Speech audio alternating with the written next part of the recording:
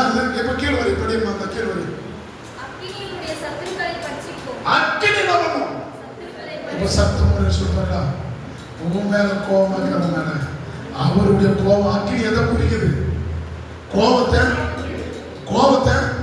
காட்டுது.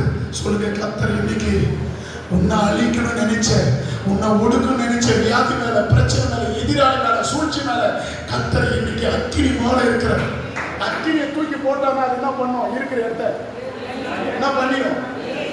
அவங்க பக்கத்தில் பசங்க அவங்க என்ன ஒன்று சூனி பண்றது? சொல்லுங்க, அவங்க என்ன ஒன்று ஏன் வருது?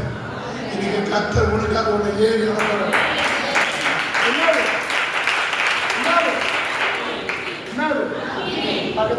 அவன் என்ன ஏறி அனுப்பான்?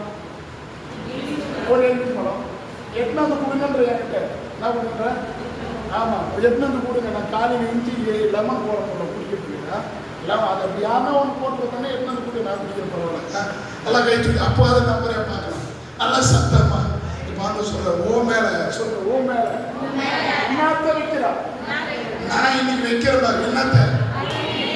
இன்னைக்கு நான் சொல்றேன், இன்னைக்கு தீர்க்க தரிசனம் எல்லாம் கையை யாரால தொடுத்துங்க. ஏசப்பா, இன்னைக்கு இவங்களுக்கு விரோதமா தடையோ கட்டோ மந்திரமோ செய்தியும் எந்த இடத்துல அந்த குடும்பத்துல தருத்தோ கஷ்டம் பயம் ஏவுதல் இருக்கிறோம், இன்னைக்கு அந்த அக்கினி அந்த இடத்தை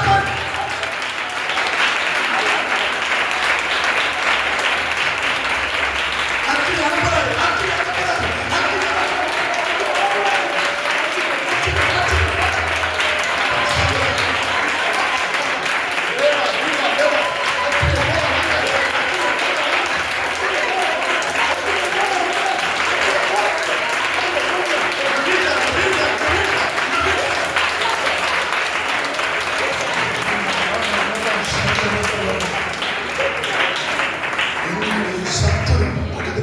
எத்தனை பேர் சத்து இருக்கிறாங்க?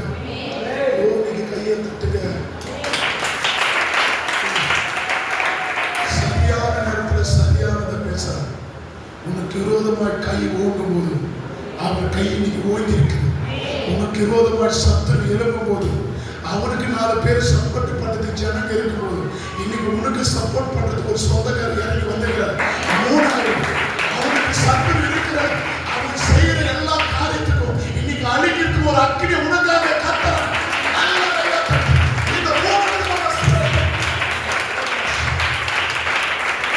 நான் நிக்கிறவங்க பார்த்து சொல்றேன், இந்த மாதிரி பிரசங்க கேட்பியா? சந்தியா, ஜெயமணி, ராஜி கேட்பீங்களா?